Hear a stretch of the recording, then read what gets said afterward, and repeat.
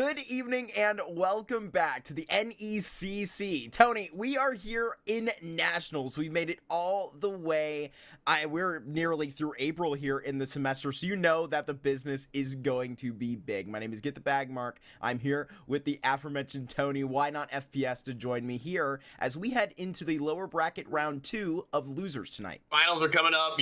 Some of these guys, if not already having been started, are very, very soon. Right. And, the pressure that mounts to you as a student as well as an individual to perform and have the time to be able to do so is definitely ramping up as well as we look towards these guys to be some of our better teams. It's interestingly enough, one of the talking points that I'll bring up in a bit, that there hasn't really been a whole lot of room to get practice done for one of these rosters. The last you had casted them, they were pretty much using match by match as scrim time.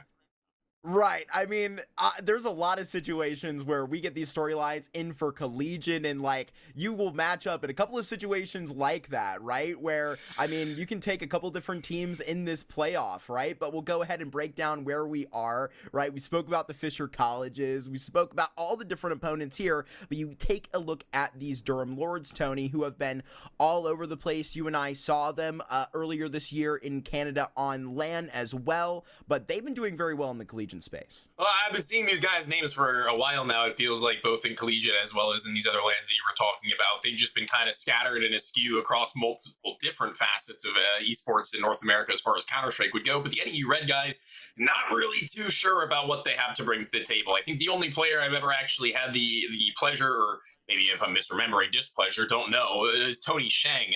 Right. Man after my own heart. But even still, looking at these guys and being able to, size them up with the Lords, who I've just got such a greater sample size on, I think that that's going to be a really early on proving ground for them.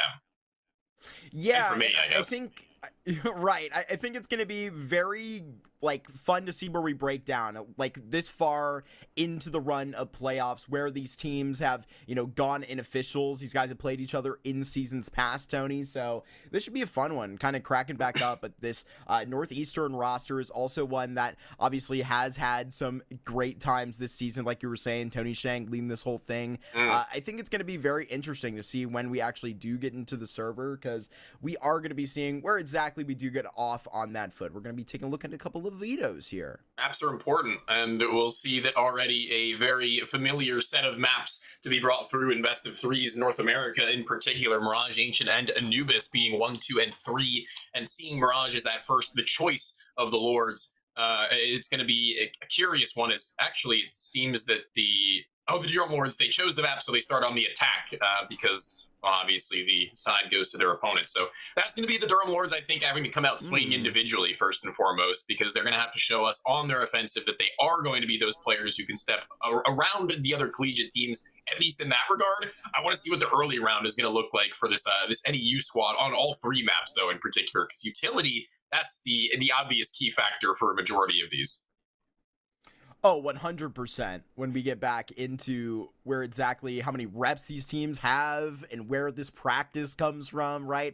Who is going to be kind of clear cut to see exactly if they're made of that type of cloth. But I mean, there's been plenty of these teams to kind of rip that apart, Tony, and see that their spontaneous puggy play style may match into a very even game to bring us a pretty entertaining match that they could probably take, right? We've had a couple of upsets already through these playoffs a couple of weeks ago. So especially with the Mirage Ancient 1-2, and then you see exactly where we go to Anubis third, that could be fun. Yeah, I'm a big fan of Anubis. I think Mirage is actually a map I haven't really seen a whole lot of in recent commentary and across honestly all different walks. But I mean, seeing Inferno more now than I think ever be actually a first ban for some teams, like an Insta. And I'm not complaining. I don't personally like that map all that much in this iteration of Counter-Strike either. It seems like a lot of teams are coming around to that same sort of feeling. But, we look into the don't believe your screen. It's map 1, 2, and Decider. Maps 3 and 4 are bans. That is Dust 2 and Train that Correct. are swept aside. Yeah, this is a best of 3. And going into that Anubis Decider, we're going to have a very big juxtaposition from Mirage into Ancient, where they're 2 very stylistically, dynamically different maps with very, very controlled mid aggression. That's at least the one thing you can call as a familiarity. But other than that, you know, the mid-rounding is all the different because the rotations for both, I would say, CT and T sides is a lot tighter on a map like Ancient, where you're really risking the run and trying to walk through mid late as either a T or CT on Trek back. So Anubis, that's going to be a different beast entirely, but, you know, a back and forth on map 1 and 2 that could lead for a banger best of 3 if we do end up on Anubis. Certainly, and I know that we were kind of shining, and I think I misspoke. It's Mayo that is the IGL for that northeastern side, but I do want to bring up Mr. Tony Shang, right? I mean, if this is a Mirage, kind of like throwing your hat really quickly into the ring, it's time to sort of see exactly where you can strike really quickly with these oppers, but Durham to get this T-side look early. Yet to see that much in the way of utility, and you're eventually going to get Tony Shea, get Smoke, a Anchor. That's pretty standard for sure, but a late hit connector with Bomb outside a ramp, and one push. There's a pressure from any in that space. Ducking and weaving over the bullets. No rain from Khan. Eventually, his teammate will be able to help him out somewhat. He'll die, but his life will be traded, but not doubly so. The Swite has effectively been swarmed, and now Min playing amidst the smoke. Good luck. Oh, but actually surviving, and, you know, I think that good luck taken in fortune right here, but that fades and kind of just caught up to him. So right here, it's just going to be fading out of jungle as well. So the Durham Lords pick up a couple of good timings, a couple of good frags, and even a bomb plant there at the back end of that round.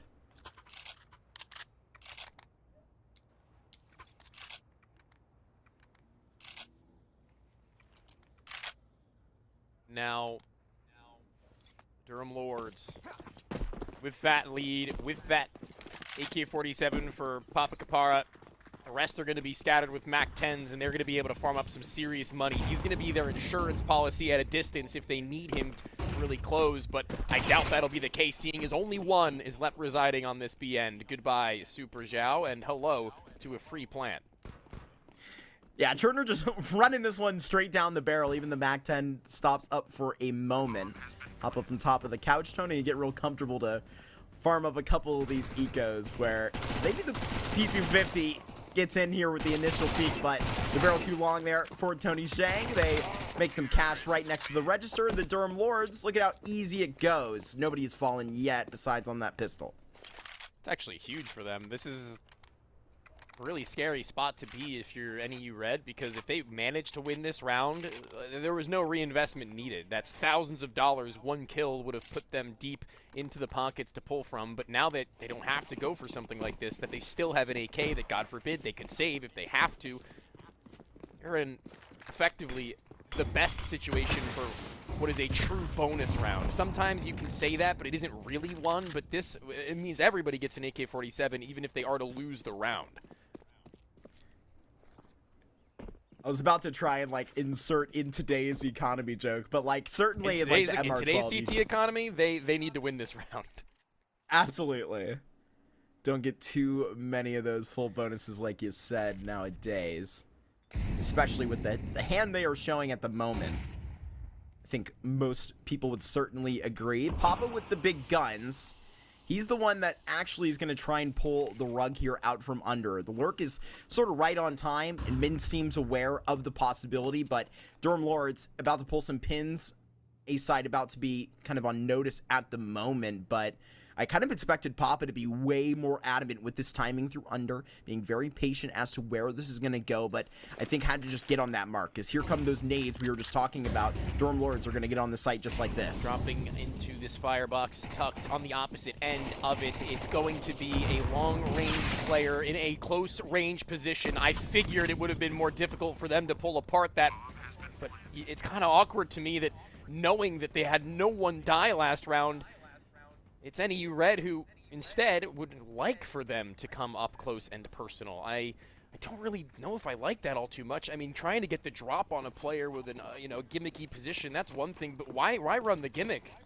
Why run the gimmick at all? You haven't had a full gun round. Maybe it's a lack of utility you're worried about, but with a lack of utility must come a responsible utilization of what you do have. And I don't really find that to have been how that round was transposed. Pidoras, even luckily for him may be able to save this with just one player on the back end, but they're not going to stop up the front. It's the front door that they will waltz on through. Blessed will dispatch of him with little to no problems, and all 5 alive in what I call the need round win. The economy of NEU Red is not good. Not good. Not great. And so, Padoris, if I am correctly here, looking at his Faceit events team, this is Mayo, who's changed his name on Faceit from the last time that I was casting him, and we're without Marvels tonight on that side, replaced by Super Zhao, as aforementioned. Had a couple of good looks in that pistol, but already Tony struggling early on this Mirage.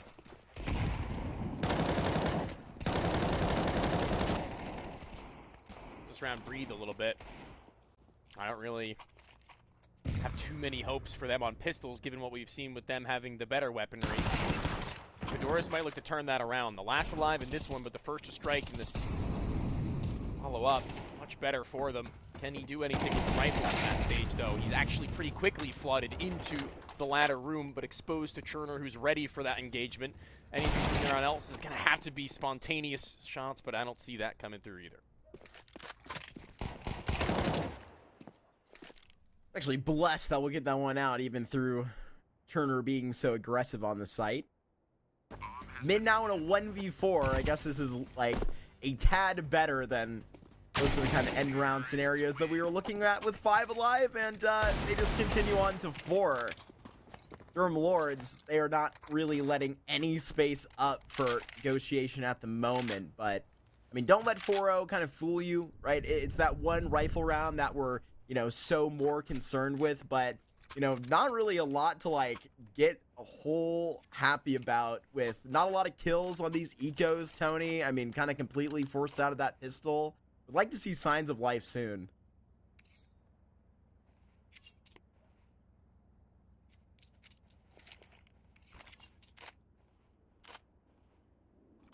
Time dwindling down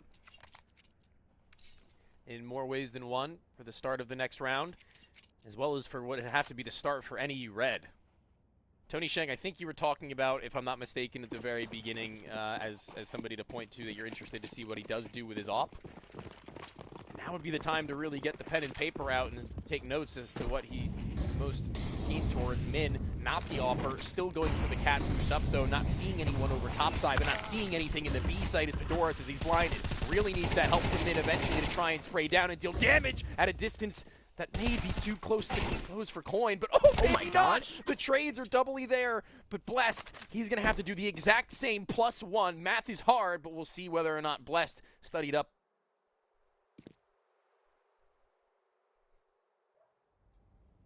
Just holding on for it. Good on Northeastern for putting up a hold just like this. I'm looking to see if maybe Bless can do a little bit more damage here, but it would be Tony Shang to kind of make guard right here. A missed shot, and oh, you're going to get that contact, and now you know where it's all going to begin. Getting active, it's a consideration. Even the second M4 to go. That one's out of bullets too, unfortunately for you. Northeastern, they get a big round on the board, Tony, but they don't get it away so clean.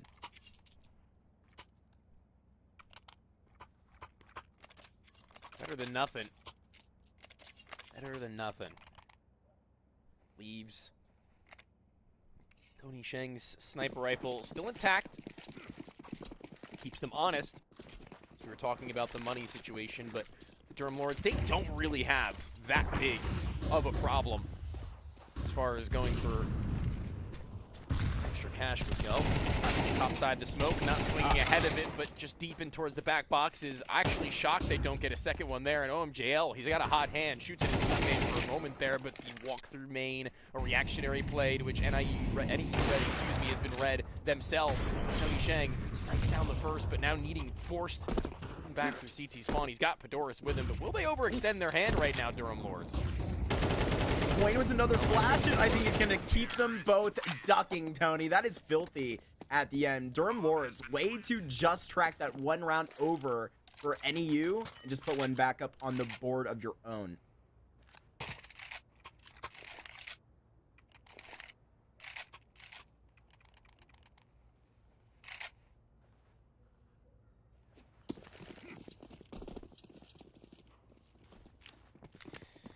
What do you think about this buy here right now? Oh no, I was gonna say it might have legs to it if they can get something, you know, a little bit mixy, but they're not even able to get out of the window on that first jump through. The 1-for-1, a lucky missed opportunity in mid from the sniper of Cherner, frankly, but oh, that's timing. That's timing indeed. There may be a call to do something on their own right now, Durham Lords, as far as an A-walk would go, but this could be problematic. They've instead opted to go towards a mid-split in some capacity, but they're going to get hard met with a pistol soon enough with a shot to the side of the scalp. I think Cherner's going to have to be more than aware. He's going to have to have me how I felt. It was a little bit underwhelming, right, with the buy, but they've added a little bit of spice to this. Push through in apartments, they dip their toes in the middle and get a little bit of information. Oh, but Tony Chang hits a huge kill. Going and extending for a little bit more. If he could get this onto Cherner, now you have a real understanding. Sure, the mid flank did not pay off, but look at how much time they've bought themselves to actually get within consideration of this round, Tony. This could get really bad, but overzealous onto stairs and low HP and CT may be able to get punished. This was a round full of being overzealous, in my opinion. The jungle smoke's not yet faded, but still the CT peak will happen, and in a moment where all OMJL all day long, as far as awareness will go, he, frankly, is the driving stake through, but two players who overstepped their mark on NEU Red. It's Tony Shang, who does anything but that in this round, punished for the sins of those that surround him, but will he die on the cross? Trying to get blessed, and the holy water is sprinkled on. They managed to hold on in their own regard. 6-1, man. This is starting to turn tail to what that obviously shouldn't have been an NEU round in the first place. Still very well should have been by the end stages of conversion.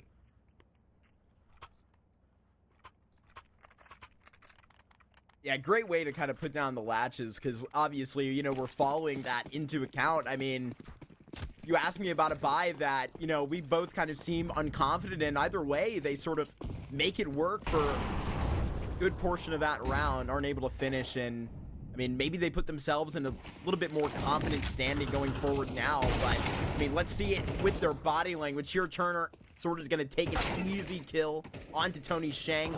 Min with a great trade, trying to keep this A in mind while fighting through mid. Min to consider a peek, but just going to duck off.